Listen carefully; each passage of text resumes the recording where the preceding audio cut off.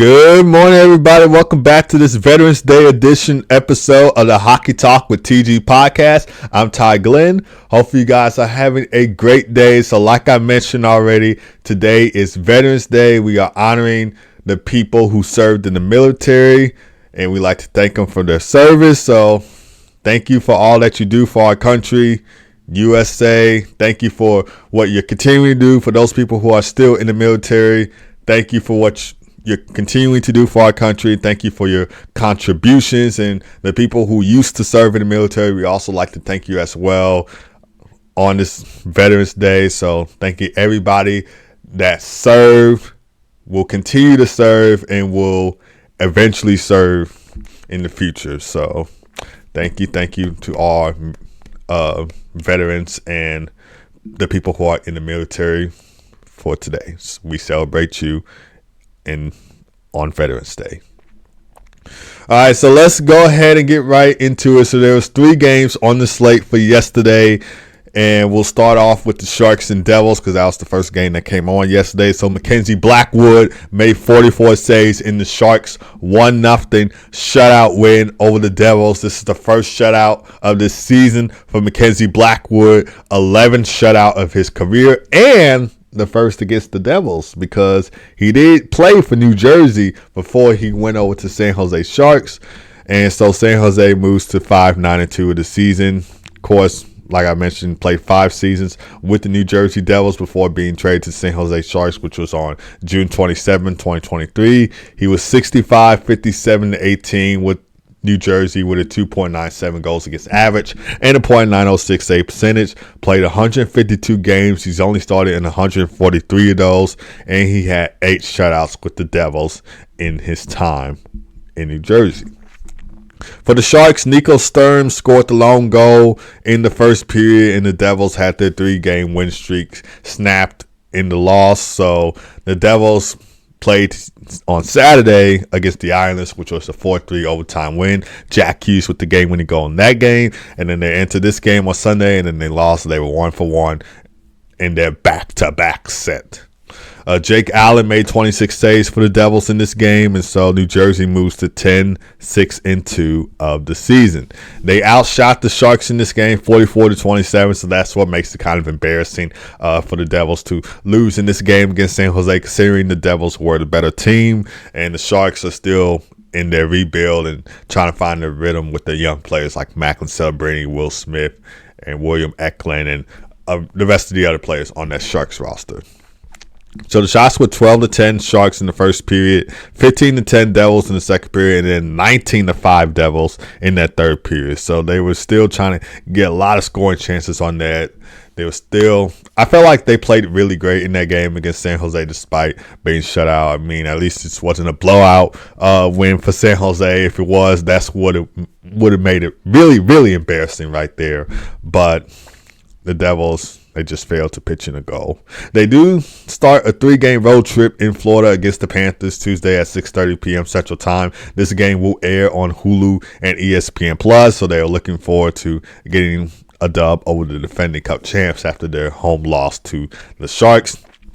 Fun fact, first 2 games of New Jersey's 3-game road trip is against the Panthers, so like I mentioned, they'll play them on Tuesday at 6:30 p.m. Central Time, and then they will play them again Thursday at 6 o'clock p.m. Central Time before heading to Tampa Saturday to take on the Lightning at 6 o'clock p.m. Central Time.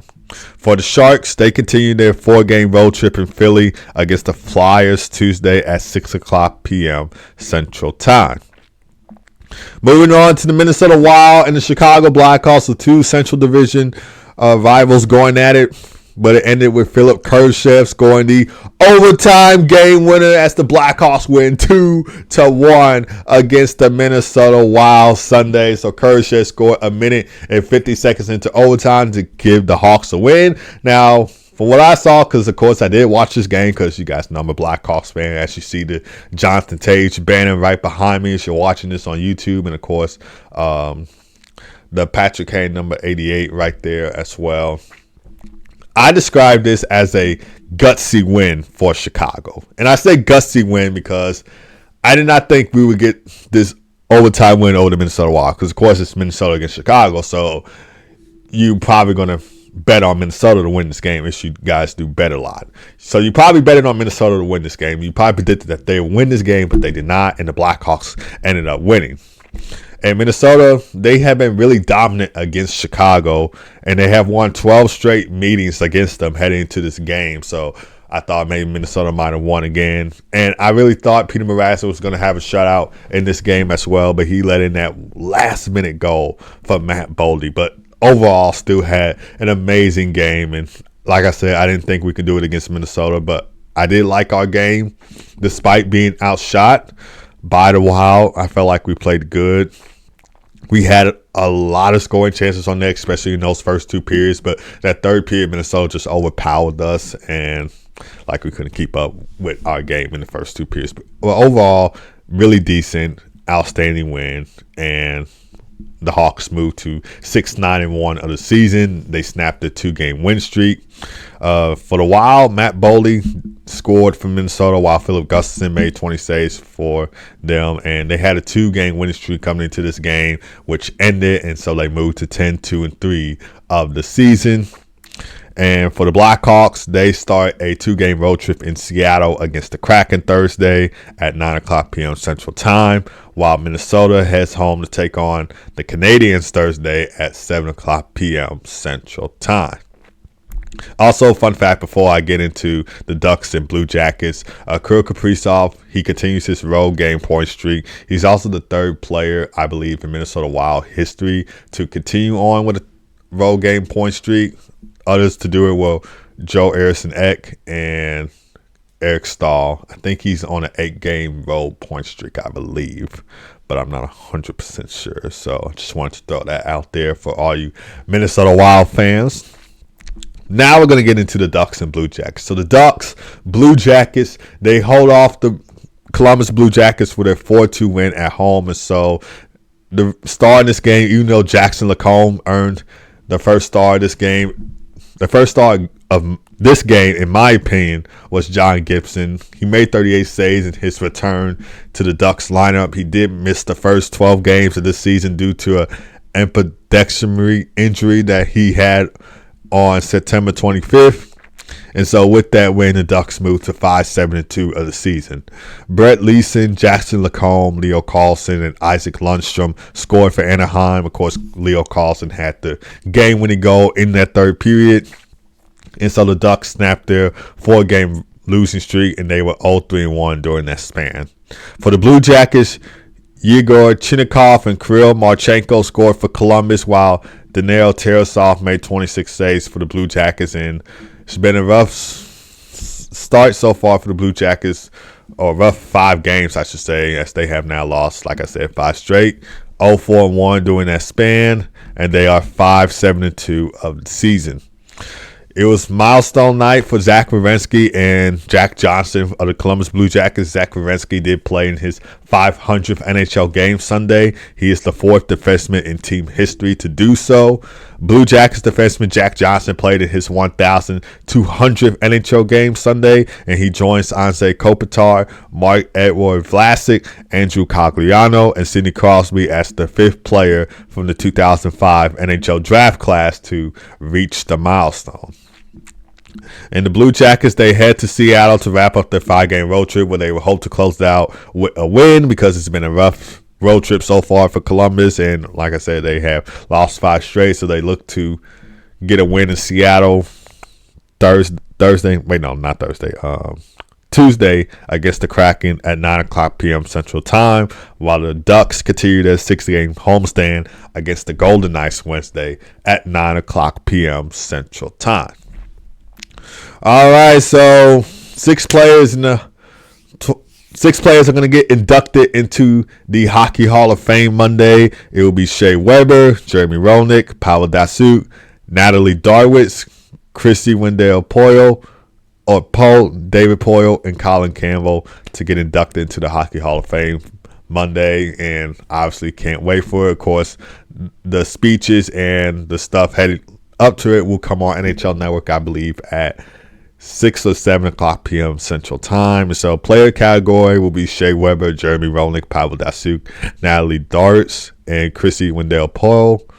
For the builder category, it will be David Poile and Colin Campbell. And I want to get into these 6 individuals. So without further ado, let's get right into it. So Shea Weber, of course, he was a defenseman.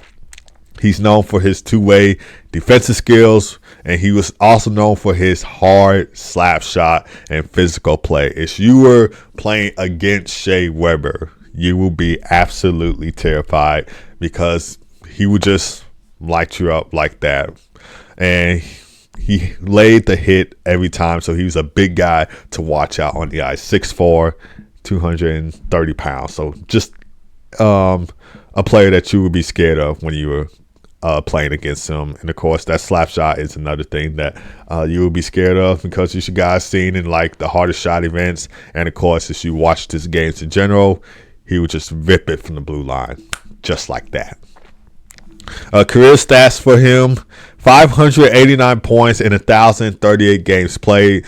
So 224 goals, 365 assists for 589 points in 1,038 games played. Of course, 11 of those seasons, he did play 16 NHL seasons. Of course, 11 of those were with the Nashville Predators, where he had 443 points in 763 games played. So 166 goals, 277 assists for 443 points in 763 games played. And of course, the other 5 seasons were with the Montreal Canadiens, where he had 146 points in 275 games played. So 58 goals, 88 assists for 146 points in 275 games played. Of course, he was team captain of the Nashville Predators and Montreal Canadiens, and he led the Montreal Canadiens to the 2021 Stanley Cup Final, where of course they lost to the Tampa Bay Lightning in 5 games. Would have been cool to see him win the Stanley Cup before he retired. He represented Team Canada, winning 2 Olympic gold medals and, of course, a World Championship. Accolades for him: he is a 7-time NHL All-Star, a 3-time Norris Trophy finalist, and he won the Mark Messier NHL Leadership Award in 2016. And he was highly respected for his toughness and commitment out on the ice. Next up is Jeremy Roenick. So, of course, he was center, and he was known for his high-scoring, tough play on the ice, and he was also known for his personality and community involvement as well, off the ice and possibly on the ice. Career stats: 1,216 points in 1,363 games, so 513 goals, 703 assists for 1,216 points in 1,363 games played. Of course, he played for the Chicago Blackhawks, Phoenix Coyotes, Philadelphia Flyers, San Jose Sharks, and LA Kings, and he was known for his contributions in clutch moments, especially during the Stanley Cup playoffs. Accolades: he's a 9-time NHL All-Star, and he's one of the first U.S.-born players to achieve notable scoring milestones like scoring 500-plus goals. So congratulations to Jeremy Roenick. As a Blackhawks fan, I'm very happy to see him getting inducted into the Hockey Hall of Fame. Up next is Pavel Datysuk, so the Magic Man, coming into the Hockey Hall of Fame. And of course, you guys know, if you watch Pavel Datysuk, he was known for his creativity, dazzling, puck handling, and defensive skills out on the ice. One moment I remember from Pavel Datysuk is when he dangled Logan Couture. So he actually made him trip and fell. So he had, what's the word I'm looking for? Like kind of dangled him, like broke his ankles. He broke his ankles and he made him fall. So that's one moment I remember from Pavel Datysuk. Of course, another moment I remember him from watching him play was, of course, his Datsyuk flip. So, of course, if you guys watched some of his shootout highlights, and of course his highlights in general, he would do that little Datsyuk flip where he would toe in the puck and just flip it up on his stick and into the net. So obviously that's another moment I remember from him. So I'm happy to see that he's getting inducted into the Hockey Hall of Fame. Of course, he played for the Detroit Red Wings throughout his career. He did retire in 2016, and he went on to, I believe, to play in the KHL after he retired. But his career stats in the NHL with the Detroit Red Wings, he's had 918 points in 953 games played. So 314 goals, 604 assists for 918 points in 953 games played. Key moments, of course, like I said, he played for the Detroit Red Wings, and he was a great player for them. He won 2 Stanley Cups with the Red Wings. Of course, the first one was in 2002. Second one was in 2008.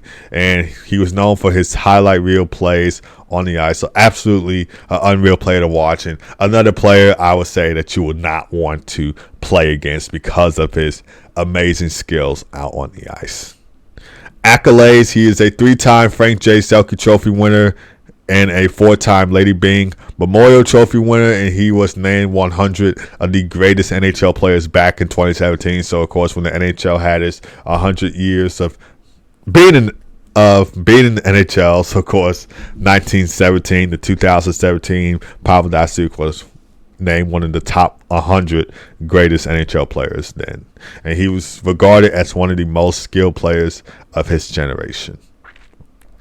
Up next, we got Natalie Darwitz. So, of course, her position was a forward, and she was known for her prolific goal scoring with Team USA and strong leadership on and off the ice. She scored numerous points internationally and dominated in women's NCAA college hockey. She led Team USA to multiple gold medals, including Olympics silver medals and World Championship gold medals. And she later coached and inspired the next generation of women's hockey players, and making her a significant role model or figure in women's hockey in general. She is a 2-time Patty Kazmaier Award finalist and a 2-time NCAA champion with the University of Minnesota. Of course, she won with them in NCAA back in 2004 and 2005. So back-to-back championships in NCAA college hockey. And she currently serves as general manager of Minnesota's PWHL team. So she has really done a lot during her time in Minnesota. She's actually from St. Paul, Minnesota. So showing out for her hometown right there. So congratulations to Natalie Darwitz on being inducted into the Hockey Hall of Fame.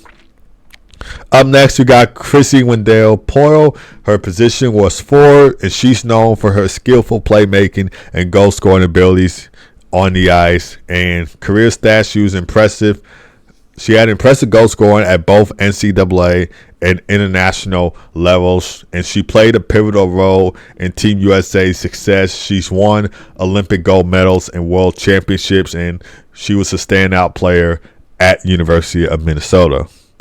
Accolades: she won the Patty Kazmaier Award, and she's a 2-time Olympian gold medalist champion. Up next, we got David Poile. I remember him serving his time as general manager of the Nashville Predators, but of course he was also GM of the Washington Capitals as well.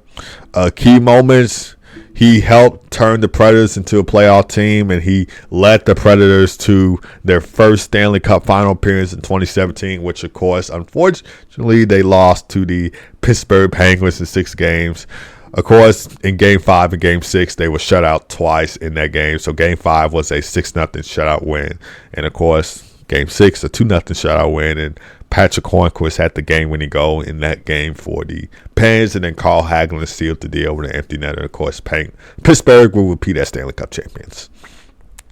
David Poile, he's also known for his consistency and leadership in team building. Accolades that he's had: he has most wins by general manager in NHL history, and he was honored for his lasting impact on the league's expansion and growth. So congratulations to David Poile on being inducted into the Hockey Hall of Fame. Of course, he retired as the Predators general manager, I believe, in 2023, and of course, he would pass the torch off to Barry Trotz, who's been with Nashville before he coached the Washington Capitals, and of course New York Islanders. He was also coaching Nashville Predators, so he was a part of the Predators coaching staff development before, and now he's back with Nashville as the general manager, which of course hopefully the Predators turn their season around, because it's been a rough start for Nashville. They had a 4-0 shutout win over Utah Saturday. They are in action today against the Colorado Avalanche, so I'm just hoping that they can turn this season around and rack up more wins, because they are literally last in the league and last in the Central Division. Up next is Colin Campbell. So, of course, he was a NHL executive, and he was known for his impact on NHL rules and player safeties as the league's director of hockey operations. He's known for his modernization of NHL officiating and safety protocols, making the game more safer and consistent in its rule enforcements. Accolades: he is widely respected for his work in shaping the league's policies and his long tenure influencing NHL structure and officiating standards. So congratulations to all NHL players and of course executives and general managers on being inducted into the Hockey Hall of Fame. So congratulations to all our Hockey Hall of Fame inductees. So from Shea Weber to Jeremy Roenick, Pavel Datysuk, Natalie Darwitz, Krissy Wendell-Pohl, and David Poile, and Colin Campbell, congratulations on being inducted into the Hockey Hall of Fame. NHL games on the slate for Veterans Day. So, of course, the Montreal Canadiens play the Buffalo Sabres. This will be a morning game to watch. This will come on at 11:30 a.m. Central Time. So, right when this episode of the Hockey Talk with TG podcast comes out, that is when that game will come on. And then we got the San Jose Sharks taking on the Philadelphia Flyers today at 6 o'clock p.m. Central Time. And then we got the Dallas Stars taking on the Pittsburgh Penguins at 6 o'clock p.m. Central Time. And then we got the LA Kings taking on the Calgary Flames at 7:30 p.m. Central Time. And then we got the Nashville Predators taking on the Colorado Avalanche at 8 o'clock p.m. Central Time. And then the final game of the night will be the Carolina Hurricanes taking on the VGK Vegas Golden Knights at 9 o'clock p.m. Central Time. All right, guys, so that is going to do it for this Veterans Day edition episode of the Hockey Talk with TG podcast. Thank you guys for tuning in. And like I said, we are celebrating each and every person who's served in the military, that's currently serving in the military, and of course other people who are going to be serving in the military in the future. We thank you for your service and all that you continue to do for our country. Hope you guys have a great rest of your day. God first as always. Be blessed. And I'll see you guys Wednesday for another episode of the Hockey Talk with TG podcast. Take care.